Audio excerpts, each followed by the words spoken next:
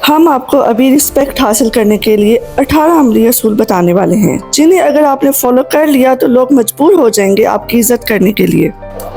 आखिरकार हमें कुछ ऐसी चीजें मालूम हुई कि आज के दिन में हमें जानने वाले सभी लोग खुद ब खुद हमारी इज्जत करते हैं। तो पेपर निकालो और लिखना शुरू करो, या अपने माइंड में ही फिक्स कर लो। The first and most important rule is respect yourself first. American politician Eleanor Roosevelt ने कहा था, No one can make you feel inferior without your consent. यानी कोई भी आपको आपकी मर्जी के बगैर कमतर महसूस नहीं करा सकता। आपकी वैल्यू क्या है, आपको कितनी इज्जत मिलनी चाहिए, ये आप खुद तय करते हो। जितनी इज्जत आप खुद अपनी करोगे, लोग भी आपको उतनी ही इज्जत देंगे, चाहे वो एक भिखारी हो या दुनिया का सबसे अमीर आदमी। ना किसी को कोई खुद से कमतर समझो और ना किसी को खुद से नीचा। अपनी वैल्यू को पहचानो। सोचो, अगर आपके जैसा कोई दूसरा इंसान आपके सामने आ जाए तो आप इसके साथ कैसा सलूक करोगे। बस वैसा ही खुद के साथ भी करो। Give before you get. एक मशहूर कॉल है, respect is like a mirror, The more you show it to other people, the more it will reflect back on you. यानी इज्जत आईने की तरह है, जितनी आप दूसरों को दोगे उतनी ही वापस आएगी। कहा जाता है कि इज्जत मांगने से नहीं बल्कि कमाने से मिलती है, और कुछ तभी कमाया जा सकता है जब आप सामने वाले को बदले में कुछ दें, और वो चीज़ है इज्जत। तो ये समझो कि जैसे आपको इज्जत अच्छी लगती है वैसे ही सामने वाले को भी। अगर वो आपके साथ अच्छे तरीके से पेश आ रहा है तो ज़बरदस्ती एटीट्यूड शो मत करो, बल्कि इसकी भी इज्जत करो। और अगर वो आपकी इज्जत नहीं कर रहा तो ना इससे मुंह लगाओ, इधर से मुंह मोड़ लो और अपने रवैये से इसे एहसास दिलाओ कि इसकी कोई वैल्यू नहीं। इसके लिए एक ट्रिक है, अगर कोई आपकी इज्जत नहीं कर रहा तो इसे साफ कह दो, मैं तुम्हें और तुम्हारी बातों को संजीदगी से नहीं लेता। तुम मेरी नज़र में एक कमज़ोर इंसान हो जिसका दिमाग अभी तक मैच्योर नहीं हुआ। सबसे पहले ये करना कि सबको इज्जत दो, चाहे छोटा हो या बड़ा हो। और अगर तब भी कोई इज्जत ना दे तो इसे ऐसे ट्रीट करो जैसे थॉमस शेल्बी करता है। Number 3, psychology of body language. इन तस्वीर को जरा ध्यान से देखो। कौन ज्यादा कॉन्फिडेंस से खड़ा है, राइट वाला या लेफ्ट वाला?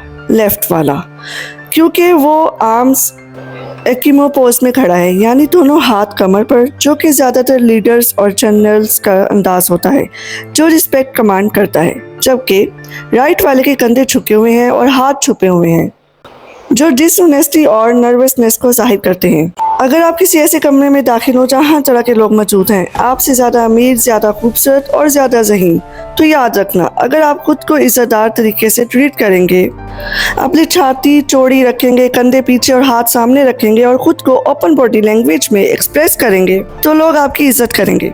Nothing else matter. Don't react quickly. Number 4, क्या आपने कभी ऐसे इंसान को देखा है जो सोचे समझे बगैर बस जो मुंह में आता है बोल देता है? ऐसे इंसान की इज्जत करना मुश्किल होता है। ऐसे इंसान की इज्जत कौन करता है? जिसे ये ना पता हो कि कब क्या और कैसे बोलना है, जिसकी सोचने और समझने की सलाहियत कमज़ोर हो। इसीलिए अपनी ज़िंदगी में कभी जल्दबाजी में रद्द-ए-अमल ना दें। ज़िंदगी में बहुत से उतार चढ़ाव आएंगे, कुछ अच्छा होगा कुछ बुरा, लेकिन एक खूबी बहुत ज़रूरी है कि लोग आप पर सही फैसले के लिए इन्हिसार कर सकें, जिसे देखकर लोग कहें कि ये इंसान ना जल्दबाजी में रद्द-ए-अमल देता है और ना ही फालतू बोलता है। काम हमारा एक दोस्त है जो बहुत ही एक्चुअली माइंड का मालिक है और हम भी इसकी इज्जत करते हैं। जब भी हम किसी प्रॉब्लम पर इससे राय लेते हैं, वो कहता है, भाई मुझे थोड़ा वक्त दो, मैं शाम तक या कल तक सोचकर तुम्हें जवाब दूंगा। हालांकि वो चाहे तो फौरी जवाब दे सकता है, लेकिन वो सोचकर समझकर बेहतरीन मुमकिन हल निकालता है। हम दोनों एक दूसरे की इज्जत इसी बात पर करते हैं। Number 5, being mature. जब आप एक मैच्योर इंसान की तरह बर्ताव करते हैं तो बड़े छोटे और साथी सब आपकी इज्जत करते हैं, क्योंकि इन्हें पता होता है आप मैच्योर हो, आप जानते हो कि दूसरों के साथ और मुख्तलिफ सूरत हाल में कैसा बर्ताव करना चाहिए। देख लेना, हर ग्रुप में एक ऐसा दोस्त होता है जिसकी सब इज्जत करती हैं और एक ऐसा भी होता है जिसकी सब बेइज्जती करते हैं। लोग समझते हैं मैच्योर होने का मतलब है संजीदा रहना और फेक तरीके से समझदार बनना, लेकिन हकीकत में मैच्योरिटी इससे बिल्कुल अलग है। An immature person reacts based on emotions. Number 6, when insulted, look into the eyes. देखो, चाहे आप कितने भी मोहतरम इंसान बन जाओ, आपके हेटर्स कहीं ना कहीं पैदा हो ही जाएंगे। दुनिया में कोई ऐसा इंसान नहीं जिसके हेटर्स ना हो। कामयाब लोगों के पीछे तो ज़्यादा ही हेटर्स होते हैं और आपको भी कुछ लोग नापसंद करेंगे बगैर किसी वजह के, क्योंकि कुछ लोग कुदरती तौर पर मनफी मिजाज के हामिल होते हैं, टॉक्सिक पीपल। लेकिन आपकी इज्जत बरकरार रहती है इस पर कि जब लोग आपकी बेइज्जती की कोशिश करते हैं तो आप कैसे रिएक्ट करते हो। जब कोई आपको इंसल्ट करे तो कुछ मत बोलो, बस इसकी आंखों में आंखें डालकर देखते रहो। ना कुछ बोलो ना रिएक्ट करो, बस नजरें मिलाकर खामोशी से घूरते रहो। देखना वो खुद ब खुद शर्मिंदा हो जाएगा या खामोश हो जाएगा। और अगर वो बार बार पूछे कि घूर क्या रहे हो तो बस इतना कह देना, मुझे तुझे देखकर तरस आ रहा है कि तुम दूसरों को नीचा दिखाकर खुशी महसूस करते हो। मैं तुम्हें और तुम्हारी बातों को संजीदगी से नहीं लेता। अब जा किसी और को नीचा दिखाने की कोशिश कर। Number 7, rule of demand and supply. Remember this. As you gain fame, as you gain fortune, as you gain position and seniority, people will treat you better. They will hold doors open for you. They will get you a cup of tea and coffee without you even asking. They will call you sir and ma'am, and they will give you stuff. None of that stuff is meant for you. That stuff is meant for the position you hold. It is meant for the level that you have achieved of leader or success or whatever you want to call it. Simon Sinek कहते हैं कि लोग जब आपकी इज्जत करते हैं तो दरअसल वो आपकी शख्सियत की इज्जत नहीं करते, बल्कि वो आपकी पोजीशन या अथॉरिटी की इज्जत करते हैं। फॉर एग्जाम्पल, जब आप किसी डॉक्टर के पास जाते हो तो आप इस डॉक्टर की पोजीशन की इज्जत करते हो, ना कि इस इंसान की। इसी तरह एक आर्मी ऑफिसर या सियासतदान की कुर्सी की इज्जत की जाती है, ना कि करप्ट। रिस्पेक्ट का पूरा खेल डिमांड और सप्लाई पर चलता है। जिसकी डिमांड ज्यादा, इसकी सप्लाई ज्यादा। अपनी रिस्पेक्ट बढ़ाने के लिए अपनी पोजीशन को मजबूत बनाओ, इतना ऊपर जाओ कि लोगों को मजबूरन इज्जत देनी पड़े। Number 8, speak less listen more. Thomas Shelby इतना फेमस क्यों है? क्योंकि इसका एटीट्यूड चीख चीख कर रिस्पेक्ट कमांड करता है और वो कम बोलता है, बस सुनता है। आपकी इज्जत कराने का बेहतरीन तरीका ये है कि आप जल्दी कामयाब हो जाएं और अपना वक्त ज़ाया ना करें। वो हमेशा अपने दिमाग में बहुत कुछ सोच रहा होता है लेकिन बोलता कुछ नहीं। लेकिन जब वो बोलता है तो पूरे कमरे में मौजूद हर शख्स खामोश होकर इसकी बात सुनता है। इसके हर लफ्ज़ की अहमियत बढ़ जाती है। इसलिए आप भी अपनी ज़िंदगी में यह असूल अपनाना शुरू कर दें। चाहे किसी भी माहौल में हो, चुप रहो, सुनते जाओ, समझते जाओ। जब वाकई ज़रूरत हो तब ही बोलो और ऐसा बोलो कि सब सुने। कभी भी ऐसे ना बोलो जैसे कुछ भी बख्तिया हो, जिसकी कोई इज्जत ना करे। अपने अल्फाज में क्वालिटी लाओ, मिकदार नहीं। How to bring quality in your words. Number 9, speak with ease. बिल्कुल सुकून से बात करो। अपनी बात की रफ्तार थोड़ी सुस्त रखो। आवाज़ ऐसी रखो कि सुनने वाले को लगे ये बात सुननी चाहिए। ना तो आवाज़ इतनी तेज़ हो कि कानों में छुप जाए और ना ही इतनी धीमी कि लोग नज़रअंदाज कर दें। बात करते वक्त लगे कि कोई जल्दबाजी नहीं है। सोच कर बोलो कि क्या बोलना है और कैसे बोलना है। ऐसे अल्फाज और अंदाज अपनाओ कि लोग ना सिर्फ सुने बल्कि आपकी बात इनके दिमाग में क्लिक करे। Number 10, don't try to prove you are smart. आप होशियार हो, हम ये मानते हैं, लेकिन क्या वाकई आपको लोगों से तारीफ या वैलिडेशन चाहिए कि लोग कहें वाह ये कितना स्मार्ट है? अगर ये आपकी ख्वाहिश है तो आप गलत हैं। सोचो, जो पहाड़ की चोटी पर पहुंच चुका होता है वो कुछ नहीं बोलता, वो बस खड़ा होता है और लोग खुद ब खुद इसे देखते हैं।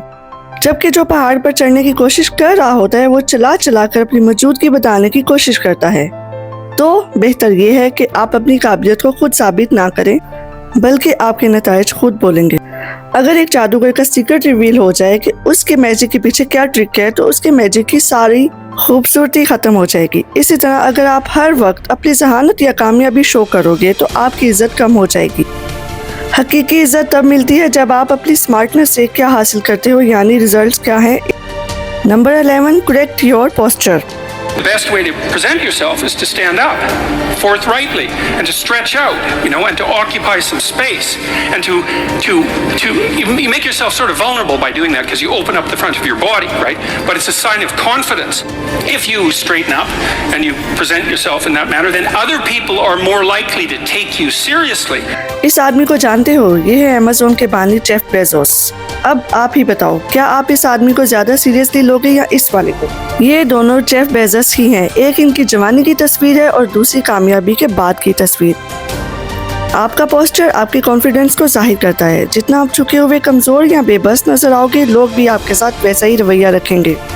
सही पोस्चर आपकी रिस्पेक्ट को कई गुना बढ़ा सकता है। अपने आप को ज़्यादा रिस्पेक्टेबल बनाने के लिए अपनी फिजिकल प्रेजेंस पर मेहनत करो।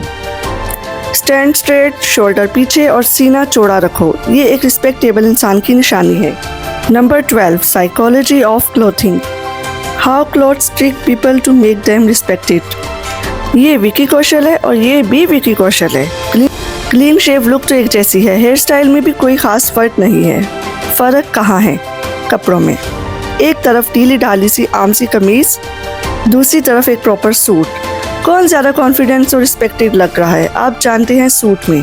तो कुछ खास बात सूट में भी है कि जब आप पहनते हो तो आपकी इज्जत खुद ब खुद बढ़ जाती है। लेकिन ये अमली नहीं है हर वक्त सूट पहना जाए। ये बीवी की कौशल है बगैर सूट के, लेकिन एक अच्छी फिटिंग वाली शर्ट के साथ। इसका रंग भी ऐसा है जो इसकी जिल्द की रंगत को मजीद नुमाया कर रहा है। ये कपड़ों का मामला नहीं है कि क्या पहना है, बल्कि ये है कि किस तरह पहना है।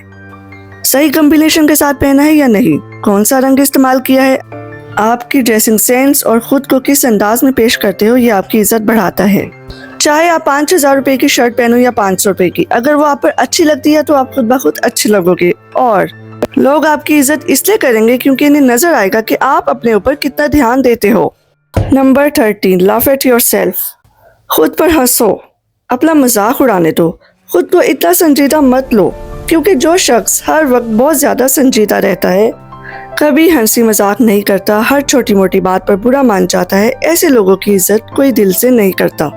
हो सकता है लोग इनके सामने कुछ ना बोले और ऐसा दिखाएं कि जैसे वो डरते हैं, लेकिन हकीकत में लोग ऐसे संजीदा अफराद से दूर भागते हैं ताकि किसी ड्रामे में ना फंसे। इसीलिए अगर कोई आपसे हंसी मजाक करे तो इस पर नाराज मत होना। Number 14, don't share your weakness. अपनी कमजोरियां दूसरों के साथ शेयर ना करो। खुद का मजाक उड़ाना अच्छी बात है, लेकिन कमजोरियों को बार बार दिखाना भी गलत है, क्योंकि अगर आपने एक बार अपनी कमजोरी दिखा दी तो लोग इस बात का बार बार मजाक उड़ाएंगे। इसलिए अपनी कमजोरियों को छुपाना सीखो। Number 15, stay mysterious. हमेशा थोड़ा पुरअसरार रहो। ना अपनी कमजोरी किसी को बताओ, ना अपनी जिंदगी की हर तफसील। खुली किताब बनकर ना रहो। लोगों को आपके बारे में हमेशा तजस्सुस रहना चाहिए। ये क्या कह रहा है, क्या सोच रहा है, आगे क्या करने वाला है। जितना कम बताओगे उतना ज्यादा लोग आप में दिलचस्पी लेंगे। 16, डोंट डू बैक बाइटिंग। कभी किसी की पीठ पीछे बुराई ना करो। जब भी आप किसी तीसरे शख्स की बुराई किसी के सामने करते हो तो सामने वाला यही सोचता है कि अगर आज ये किसी और की बुराई कर रहा है तो कल को मेरी भी करेगा। ये चीज़ आपको गैर मुतबर, अनट्रस्टेबल, अनट्रस्टवर्थी बनाती है और इज्जत कम कर देती है। इससे हमेशा बचो। Number 17, accept when you are wrong. जब गलती करो तो इसे कबूल करो। देखो, हम इंसान हैं, कोई हम गॉड नहीं है, हमसे भी गलतियां होती हैं। लेकिन अगर आप ऐसा जाहिर करो जैसे आप कभी गलती नहीं करते तो ये बेवकूफ़ी है। फॉर एग्जाम्पल, एक आदमी ने अपनी वॉच लॉन्च की, लेकिन बाद में जब मसाइल आए तो इसने कभी अपनी गलतियों को नहीं माना। इस वजह से इसे सख्त तनकीद, बैकलैश का सामना करना पड़ा। इसीलिए अगर आप गलती कर बैठो तो चुपचाप अपनी गलती कबूल कर लो। ऐसा करने से आपकी इज्जत बढ़ेगी। Number 18, be humble not nice. Humble रहो, नाइस नहीं। हम्बल और नाइस में फ़र्क होता है। हम्बल होने का मतलब है आप दूसरों के साथ अच्छे इखलाक से पेश आते हो बगैर किसी लालच के। नाइस होने का मतलब है कि आप दूसरों को खुश करने के लिए हद से ज़्यादा अच्छे बनने की कोशिश करते हो, जिसका फ़ायदा लोग उठा लेते हैं। बहुत ज़्यादा नाइस बनना आपके लिए उल्टा नुकसानदेह हो सकता है।